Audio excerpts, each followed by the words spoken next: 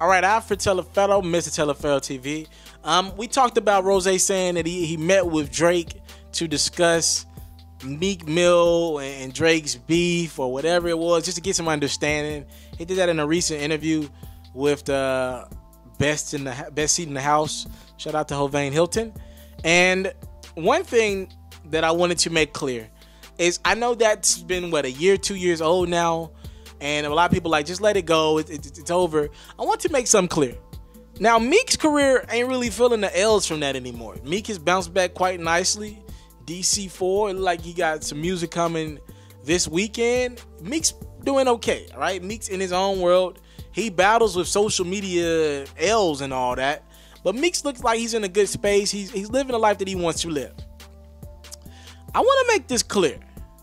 The L's that Drake have taken from that, we might have to reevaluate who won this beef or not.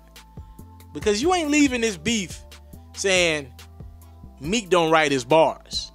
Now you might lead the beef saying, Meek, you took that L. Why didn't you want to rap? We know you can rap. Why didn't you want to rap? We all gave Meek an L for that. But what Drake took, the L that Meek put on Drake, and that's why Drake should have been more pissed than what he was. He should have gave Meek more fire than that.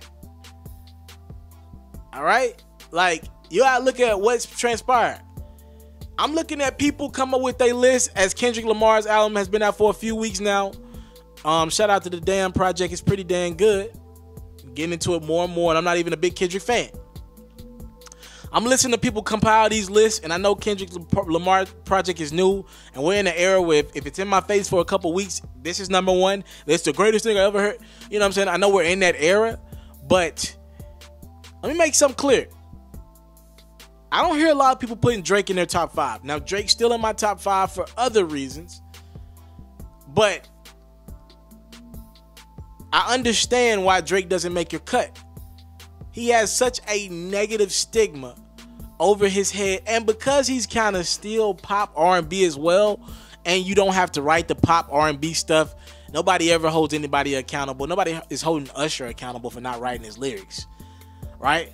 But at the same time, when he raps, you kind of get lost in the sauce because he still sings, and he's an exceptional at the top of pop and R&B as well. So a lot of people are like, Meek was right. You ain't writing this stuff. There's no way you coming up with this stuff by yourself. If your pop stuff is written, why would you stop there? How do we know if your verses are not written as well? And Drake's in this weird space where now he's kind of converted his pop stuff and his rap stuff together because he's such a big superstar. And I'm telling y'all now, that L Meek gave Drake that people don't talk about enough, people in the back of your mind, when I hear this Drake verse, in the back of my mind, it's like, dang, did he write it though? But did you write it though? That's what it be in the back of my mind. But did you write it though? Damn, that was hard. Iron Man's Links, Ice Blue, dang. But did you write it though? That's the new.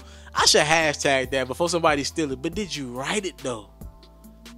Did you write them bars? And that L is something that Drake's probably gonna have to take for the rest of his career. And that's why he was so obsessed. You tried to, and in his words, he's like, Meek tried to end him. I can't return from that. You tried to end him. Because that's what Meek went for. You don't write your bars in a hip-hop world. It's like saying Teleferro don't write his own damn stuff when he come on this camera. Like saying I'm reading off a freaking pad or something. By the way, the pad was just hanging around. I'm not reading off a pad. Y'all know I'm coming straight off the top with mine.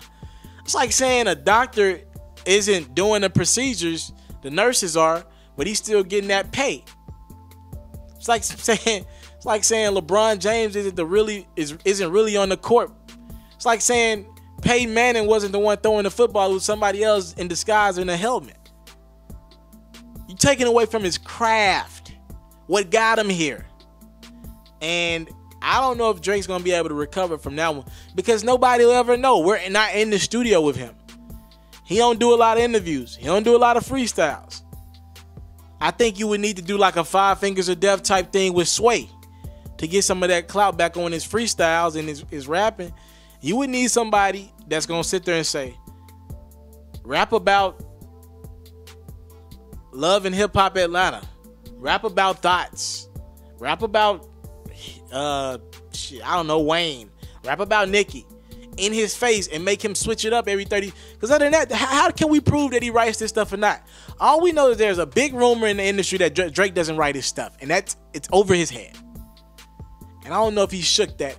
And I think we need to reevaluate, because it's so easy to say Meek lost that rap battle. He gotta hold that L. He lost to Drake, but damn, this thing is still over Drake's head a couple years later. What do you think about what I just said? Talk to me in my comment box below. Subscribe to my channel for more interesting conversations like this. I give it to you every day of my life.